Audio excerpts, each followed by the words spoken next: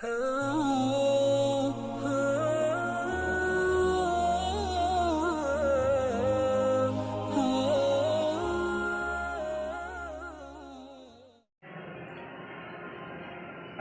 عليكم ورحمة الله وبركاته. بسم الله الرحمن الرحيم. إن الحمد لله نحمده ونستعينه ونعوذ بالله من شرور أنفسنا ومن سيئات أعمالنا. من يهده الله فلا مضل له ومن يضلله فلا هادي له. وأشهد أن لا إله إلا الله وحده لا شريك له وأشهد أن محمدا عبده ورسوله وصفيه وخليله بلغ الرسالة وأدى الأمانة ونصح الأمة وجاهد في الله حق جهاده وعبد ربه مخلصا حتى أتاه اليقين، صلى الله عليه وسلم وعلى آله وأصحابه وتسليما إلى يوم الدين.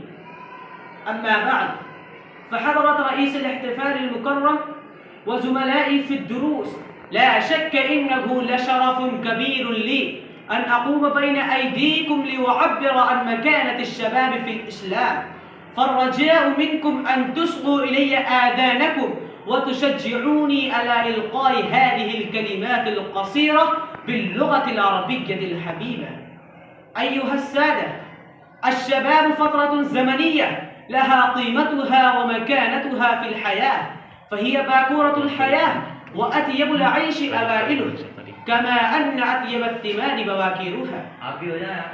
الشباب هم رجال الغد وآباء المستقبل، وعليهم مهمة تربية الأجيال القادمة، وإليهم تعود قيادة الأمة في جميع مجالاتها.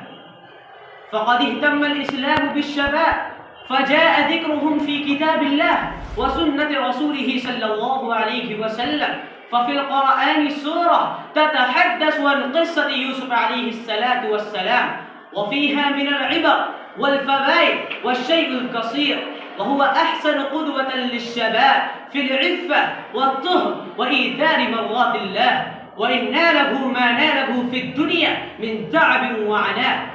في سورة الكهف ذكر قصة الفتية في الزمان الأول، إنهم فتية آمنوا بربهم وزدناهم هدى. قال ابن كثير رحمه الله: فذكر الله أنهم فتية وهم الشباب، وهم أقبل للحق وأهدى للسبيل من الشيوخ الذين انغمسوا في دين الباطل، ولهذا كان أكثر المستجيبين لله ولرسوله شبابا. أما رسول الهدى صلى الله عليه وسلم فقد اشتد حرصه وتوجيهه للشباب، وظهرت عنايته الفارقة بهم. فعن أبي هريرة رضي الله تعالى عنه قال: قال رسول الله صلى الله عليه وسلم: 7 يظلهم الله في ظله يوم لا ظل إلا ظله، وعد منهم شاب نشأ في طاعة الله، رواه البخاري.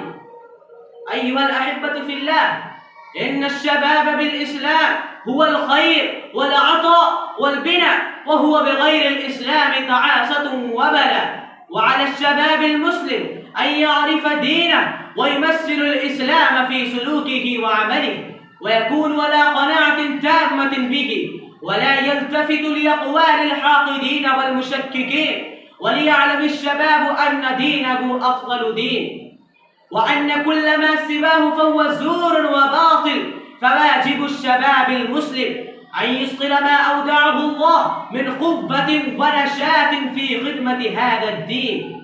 أكتفي بهذه الكلمات داعيا لله عز وجل أن يوفقنا أن نقدر الشباب حق قدره ونغتنم فرص الحياة. شكرا لكم جميعا على حسن استماعكم، والسلام عليكم ورحمة الله.